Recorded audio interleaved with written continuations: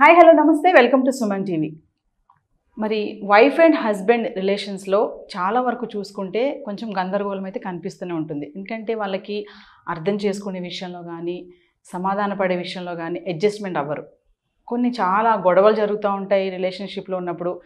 Love అనేది అయిపోయిందా, ప్రేమ అనేది ఇంకా లేదా, ఇంతేనా, ఇంతే ప్రేమిస్తారా నన్ను అనే ఒక ఆలోచనలు వస్తాయి, కన్ఫ్యూజన్లో కూడా ఉంటాం. మరి ఇలాంటి టైంలోనే మనము మూడో వ్యక్తి దగ్గరికి వెళ్ళడానికి చూస్తూ ఉంటాం. మరి మూడో వ్యక్తి దగ్గరికి వెళ్ళినప్పుడు మనకు వచ్చేటటువంటి ఆన్సర్ అనేది కరెక్ట్గా లేకపోతే దానివల్ల వచ్చే నష్టాలు కూడా చాలానే ఉంటాయి. మరి అటువంటి సమయంలో మనము కౌన్సిలర్స్ దగ్గరికి, ఏదైనా మోటివేషనల్ స్పీకర్స్ దగ్గరికి వెళ్తే మనకి మంచి సరైన సమాధానం మనకి దొరికే అవకాశం అయితే కల్పిస్తుంది.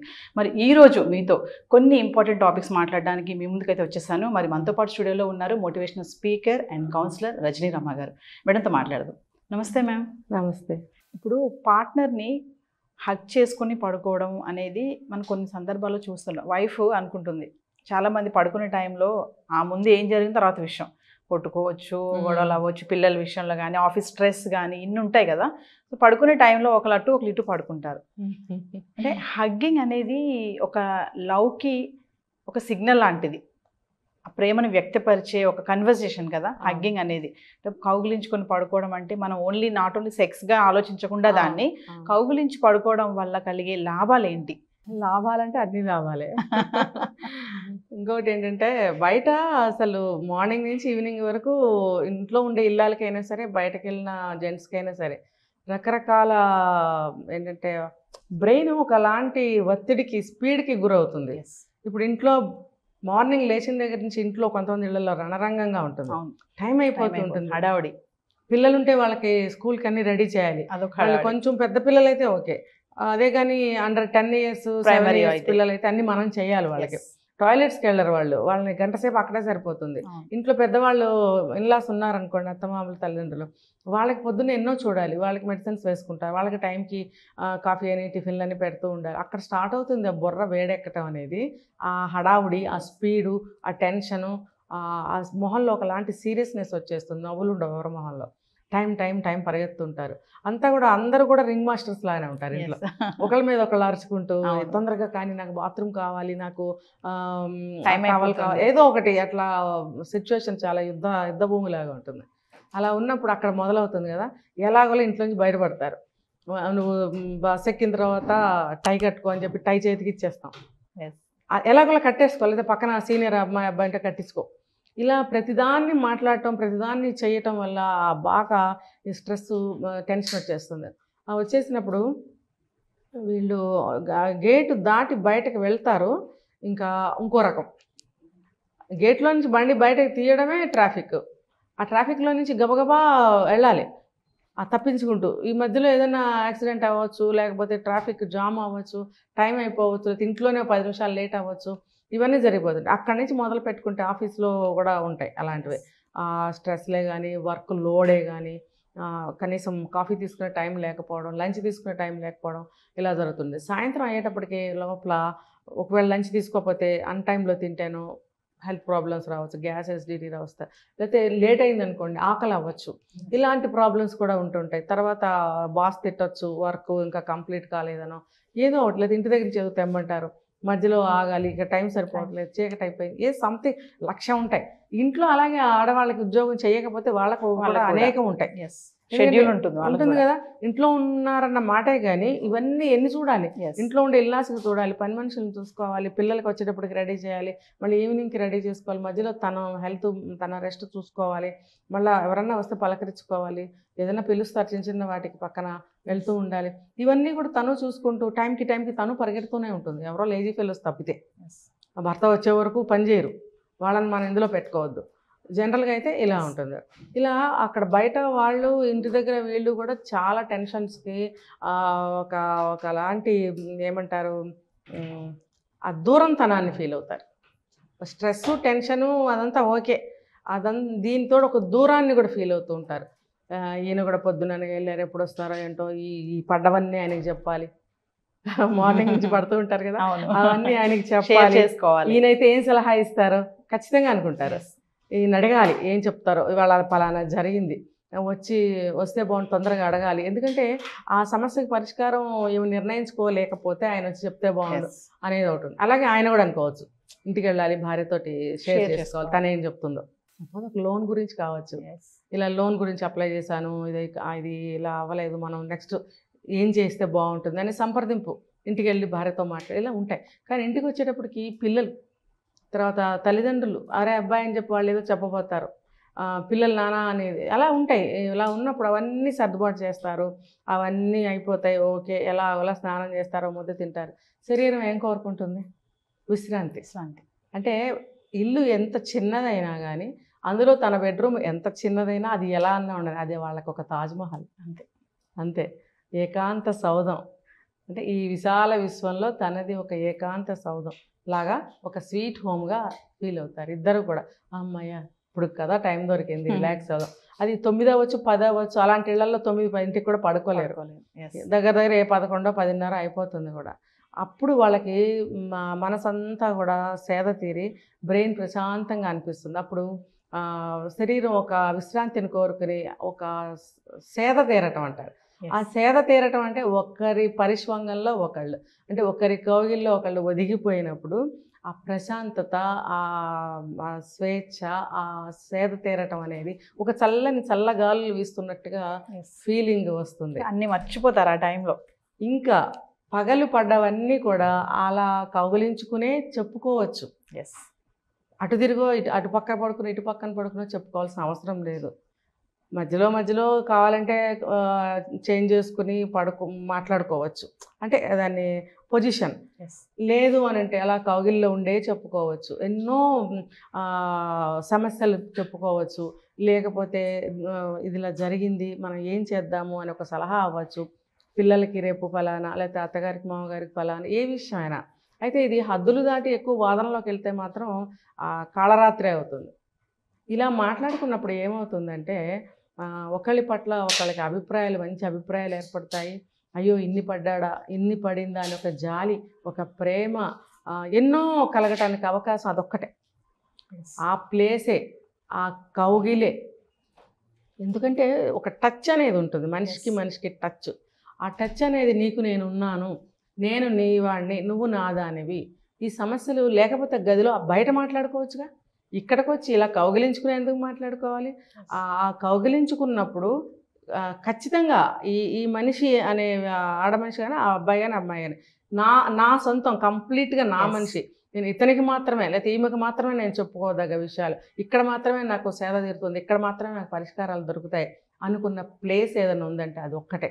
అక్కడే పరిష్కారాలు దొరుకుతాయి. అక్కడే ఒకళ్ళ మీద ఒకళ్ళకి నిజమైన స్వచ్ఛమైన అభిప్రాయాలు కలిగే ప్లేస్ అది.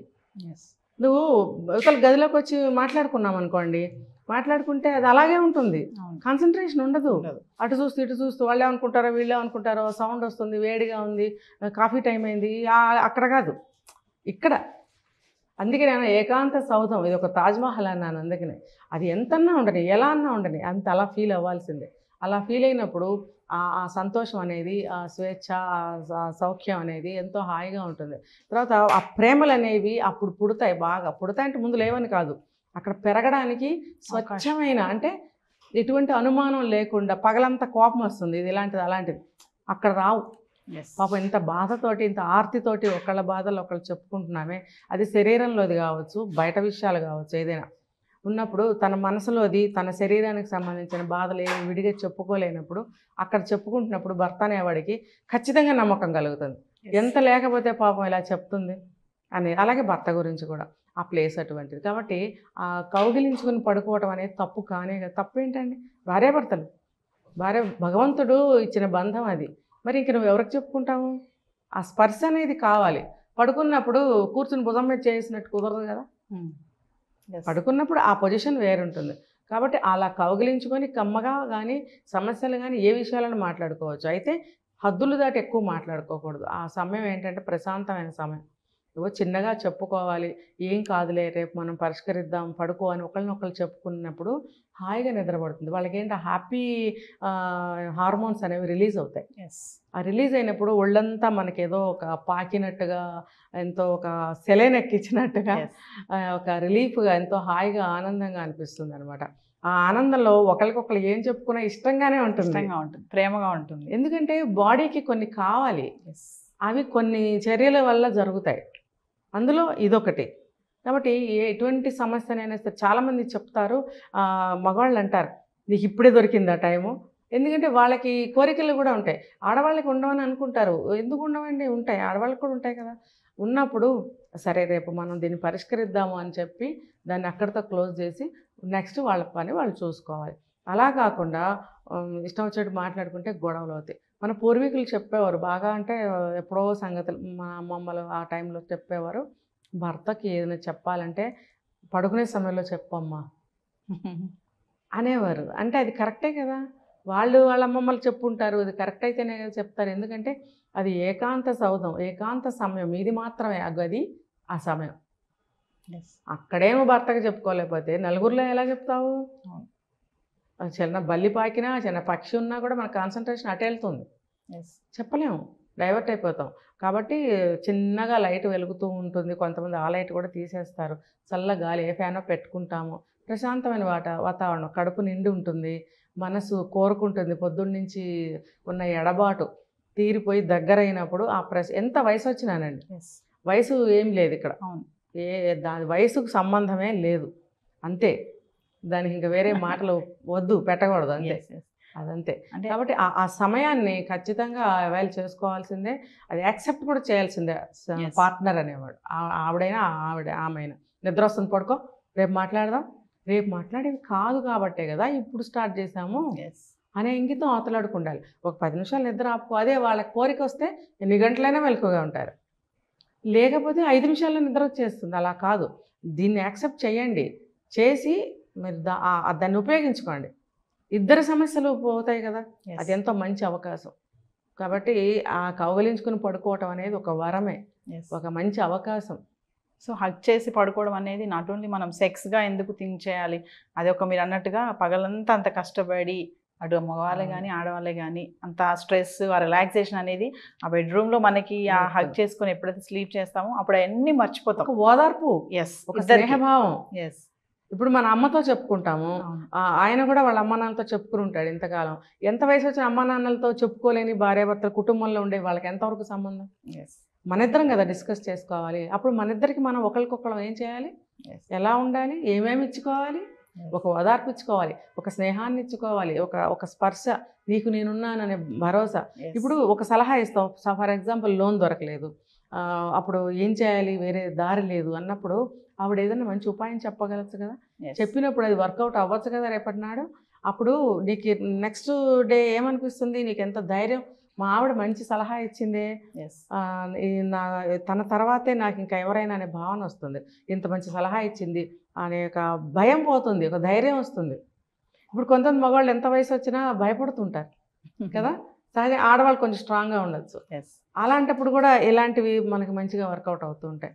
ఆ సమయంలో అలాంటివి చెప్పుకోవడం వల్ల సలహాలు, సంప్రదింపులు, ఒక స్నేహభావం, ఒకరి నుంచి ఒకరికి ఓదార్పు, భరోసా ఎన్నో దొరుకుతాయి, అవి బయట ఎక్కడ దొరకవు. సో హగ్గింగ్ అనేది ప్రేమను వ్యక్తపరిచే ఒక బాడీ లాంగ్వేజ్ అని కూడా చెప్పారు. ఒకటి కూడా దెబ్బలాడుకున్నాము ఖచ్చితంగా అలుగుతాము, దానికి వెంటనే ఏం చేస్తాము, అన్నం మానేయడం, అటు తిరిగి పడుకోవడం, మూతి ముడుచుకోవడం, మాటలు మానేయడం. దానికి ఏం చేయాలి, నోట్లో నుంచి మన ఈగోలు కొన్ని ఉంటాయి, వెనకబడి సారీలు చెప్పలేము, లేకపోతే నాదే తప్పైందని ఒప్పుకోలేము. అప్పుడు ఏం చేస్తాం, స్పర్శ. ఆ స్పర్శ అనేది భుజం మీద చెయ్యేసి పదా భోంచేద్దాం అనడము, లేకపోతే రాత్రి అనుకోండి మెల్లగా మీద చెయ్యడము, తన వైపు తిప్పుకొని కౌగిలించుకోవడము, ఇలాంటివి చేస్తే కరిగిపోతాయి కోపాలని. ఇది ఒక పెద్ద టిప్పే, పెద్ద టిప్పే మేడం. చేయరండి ఈగోలు. చాలా మంది మీరు అన్నట్టుగా ఈగోస్ బాగా, ఇద్దరికి ఈగోస్ ఉంటాయి. నేను చెప్పాలా సారీ, తను చెప్పొచ్చు కదా, నేను ఎందుకు చెప్పాలి. ఆ టైంలో ఎవరో ఒకరు కాంప్రమైజ్ అయిపోయి మీరు అన్నట్టుగా స్పర్శ, అది ఒక టచ్ ఇస్తే అది రిలాక్సేషన్ అనమాట, అక్కడితో అది సాల్వ్ అయిపోతుంది. అవేంటంటే మూగా సైగా మాటలు అంటారు వాటిలో. Thank you ma'am. సుమన్ టీవీలో మీ పర్సనల్ అండ్ బిజినెస్ ప్రమోషన్స్ కోసం కింది నెంబర్కి కాంటాక్ట్ చేయండి.